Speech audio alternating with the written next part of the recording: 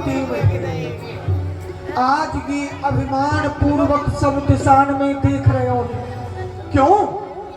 ये कामदेव कोई साधारण नहीं है। मदनो मनमत मार प्रद्युम्नो मीन केतन कंदल्प तर्प कोनंग काम पंच सरस्मर। या मदन कामदेव ने बिना शरीर के ही सबके शरीरन को गलित कर दिया। योगी जपी तपी सिद्ध साधक संत कोई कामदेव की मार सो बच नहीं पाए। और संतन को तो ये काम सबसे बड़ो शत्रु है। संत देखे और काम अपनो बाण चढ़ाए के काम पंच सरस मरह। 5 बाण हैं कामदेव के, जिनको अपनी पुष्प धनवा पे चढ़ाए के ये आक्रमण करे हैं।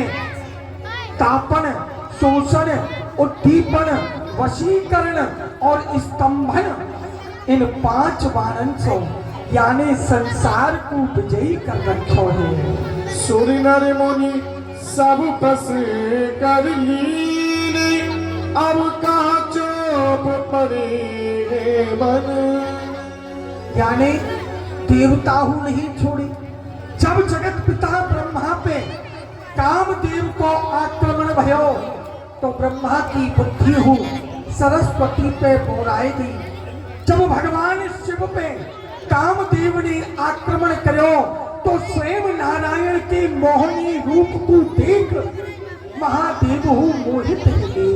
जब यह कामदेव ने इंद्र पे अपने बाणन को प्रकोप करो तो वह इंद्र हु सहस्त्र भग है के कमल की नाल में छुप गए। विश्वामित्र, गौतम, जावाली, जनहू, याज्ञवल्क्य आदि आदि अनेक संतन पे यानी आक्रमण करो। और आज ये कामदेव मेरी ओर आ रहे हैं। नारायण नारायण। मैं यहाँ युद्ध कैसे करूं? एक उपाय है। खला नाम कंटका नाम द्विविधिच प्रतिक्रिया। खल और कांटे से बुद्धिमान मनुष्य को बच के निकल जाना चाहिए। और कबो फल सो सामनो है जाए तो दो ही काम करे।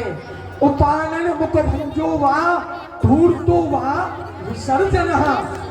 जो सामर्थ्य है तो खल को परास्त कर दे, और सामर्थ्य नहीं है तो बच के निकल जाए। तो मैं पहला काम तो यही करूंगा कि बच के निकल जाऊं। और फिर हूँ कामदेव नहीं मानो तो स्वयं तो युद्ध करूंगा नहीं। हाँ, या को युद्ध करने को आज कहाँ भेज दूं?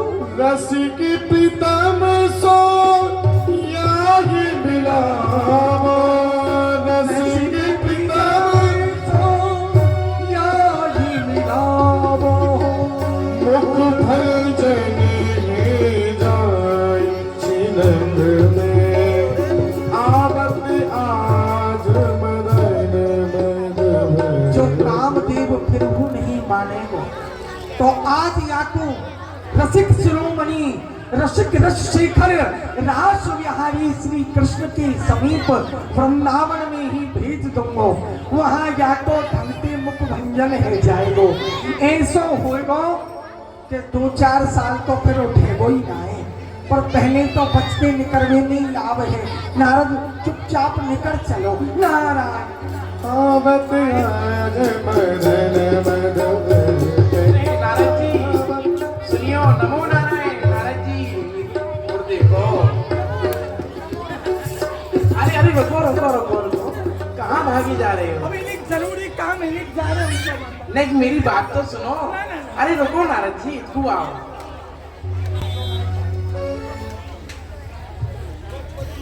नारायण नारायण। क्या बात को डर हो वही है गई। हम सोच रहे कि इनकी नजर न पड़े, पर काम की नजर संत पे न पड़े ऐसा है ही नहीं सके। काम की नजर तो कहूँ न कहूँ पे पड़ेगी, पर अब जब पड़ गई है तो याव को समाधान तो करना पड़ेगा। नारायण नारायण। कहो कामदेव जी, कहाँ जा रही हो? बड़ी उतावली, बड़ी तैयारी से दिख रही हो, कहाँ कहूँ युद्ध है?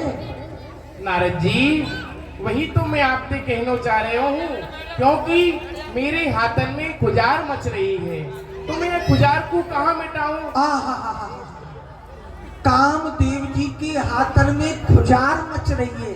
हाँ। तो या सिवाय तो मैं करूं, अभी जोर दे खुजाए दो। अरे नारद जी, वो खुजार ना है। अच्छा, मेरी खुजाई नीति नहीं मिटेगी? ना मिटेगी। तो एक काम करो, कोई कांटे वाला पेड़ देखो, यहाँ बहुत लग रहे हैं, काऊ कांटेदार पेड़ ते जाए के न हाथन को रगड़ लियो, सबरी खुजार मिट जाएगी। नारद जी, फिर ना मिटेगी। फिर ना मिटेगी। हाँ, ये ऋतु परिवर्तन है रहे हो, है ना? तो खुजार ज्यादा ही, ऐसा करो, सीधे गौशाला में चले जाओ, गौ माता को गोबर लेके दोनों हाथन पे लगा लियो, तुम्हारी सब खुजार मिट जाएगी। ना ना नारद जी, बहुत ही मेरी खुजार ना मिटेगी। ये तो कछु गंभीर खुजार है। हाँ, मेरी तो युद्ध की खुजार मच रही है। युद्ध की? हाँ। आप युद्ध करवो चाहो युद्ध करना तो चाहो। आपके युद्ध के लिए तो बड़े बड़े योद्धा या पृथ्वी पे उपस्थित थे, काउते करो या बाबा ते युद्ध करके कहा करोगी? नारद जी, मैंने बड़े बड़े देवता ऋषि मुनि सबंते युद्ध करके अपनी खुजार मिटाए के देख ली, लेकिन मेरी तृप्ति नहीं भई अभी तक। नहीं। अब मैं तो तुमसे युद्ध करना चाहूँ। नारायण नारायण, मैं बाबा जी ठहरियो मुंह पे कहा है, एक तमूरा और करताल इन्होंने युद्ध करके छिना लोगे मुंह पे ते तो बचेगो कहा। देखो कामदेव, युद्ध बराबरी किन में होना चाहिए, तभी वाकी शोभा होए। मैं आपकी क्षमता को कहा जो आप पे युद्ध कर सकूं? आप युद्ध नहीं कर सको हाँ, तो मेरे समान कोई योद्धा मुझको बताओ। योद्धा? हाँ। चलो, अब जब तुम्हारी ज्यादा ही इच्छा है तो फिर कोई ऐसा योद्धा बताऊं जो तुम्हारी युद्ध की खुजार को ढंग से मिटाए दे। हाँ, ऐसा ही योद्धा चाहिए। तो देखो, सीधे चली जाओ मथुरा मंडल की ओर। मथुरा की आगे जब जाओगे पूर्व भाग में, वहां कंकणाकार यमुना तो घिरो भयो, वृंदा तुलसी को एक सघन वन है, वहां एक 12 वर्षीय किशोर वय श्याम रो सलोनो बालक आपको मिलेगो। आप वाही सो जाए के अपनी युद्ध की इच्छा प्रकट कर दियो, वह श्याम सुंदर आप सो अवश्य युद्ध करेंगे। कहा कहीं नारद जी, बस श्याम सुंदर सो जाए कि मैं युद्ध करूं? हाँ, अरे नारद जी, कैसी बात करो, वही तो बालक है और ग्वारिया गोपाल है, गैया चरावे, वो कहाँ युद्ध करवो जाने। कामदेव जी, बालक मत समझियो, आयु में वह 12 वर्ष के बालक के समान प्रतीत होए, परंतु उनमें समस्त लक्षण किशोरन की परिलक्षित हुए हैं। और दूसरी बात, तुम्हारो नाम कहा है मद, और उनको नाम है मदन। जो मद को निष्पादित कर दे, समाप्त कर दे, वो मदन। तुम्हारो नाम मार है, तो वह मार के प्रहार को संहार करने वाले हैं। तुम मोह हो, तो वह मोहन है। यानी आप चिंता मत करो, वहां जाओगे तो वह मदन मोहन ही आपसे युद्ध करेंगे। कदाचित वो युद्ध करवे की नाई करेंगे, मेरो नाम ले दियो, कह दियो नारद जी ने भेजियो, फिर वो युद्ध अवश्य करेंगे। युद्ध करेंगे? हाँ। यदि उनने युद्ध नहीं करो तो फिर मैं तुमसे आके युद्ध करूंगा। नारायण नारायण, पहली बात तो ये, वहां जाए के बाद आप युद्ध योग्य बचोगे ही ना है। दूसरी बात, फिर यदि कोई युद्ध की इच्छा रह जाए तो फिर दो हाथ हमारे तुम्हारे ही है जाएंगे। चलो ठीक है, तो मैं नारायण और नारद जी ने कामदेव को वृंदावन के लिए कि जाओ वृंदावन में तुम्हारी इच्छा अवश्य पूर्ण होगी, युद्ध की खुजार तुम्हारे। बांके बिहारी जय हो तुम्हारी, बांके बिहारी जय हो तुम्हारी, बांके बिहारी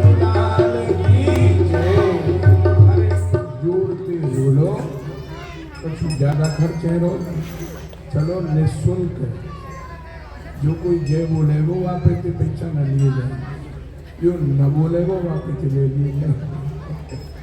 ये बाकी बिहारी जी की झांकी है।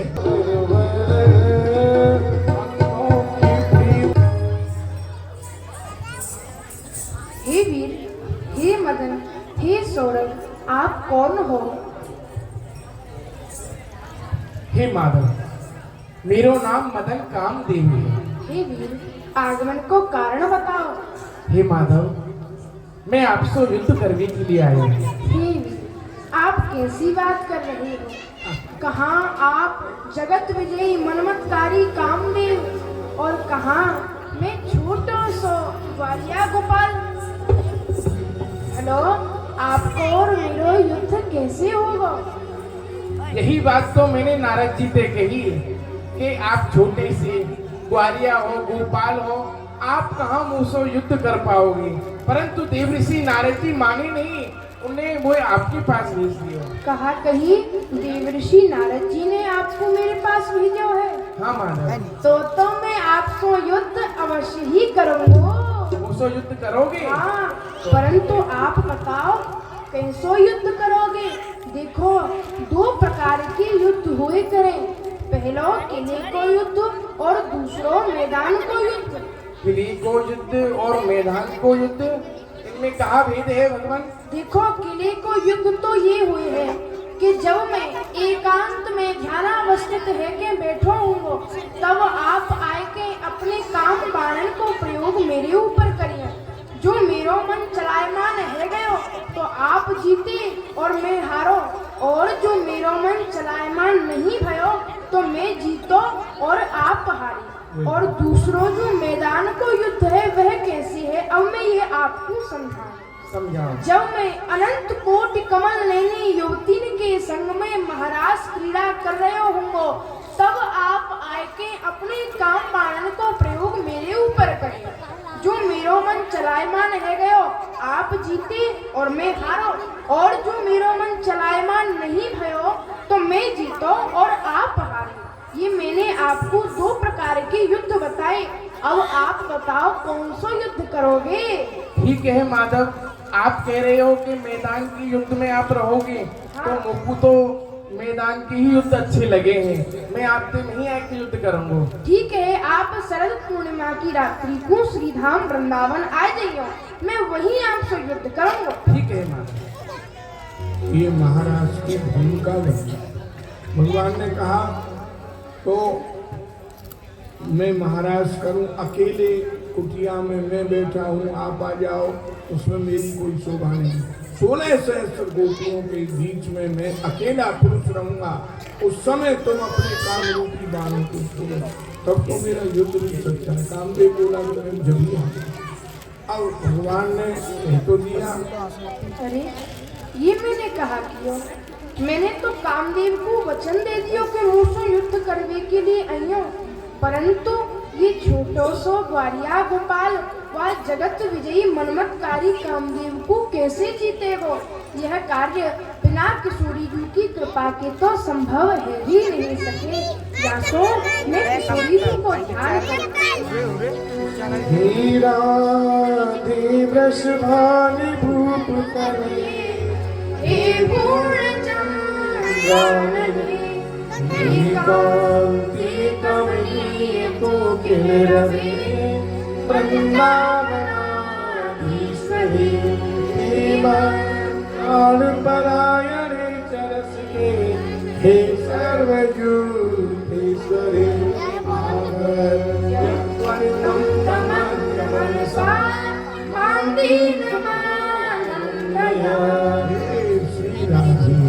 जय जय श्री राधे। जैसे भगवान ने श्री राधा की स्तुति की, किशोरी जी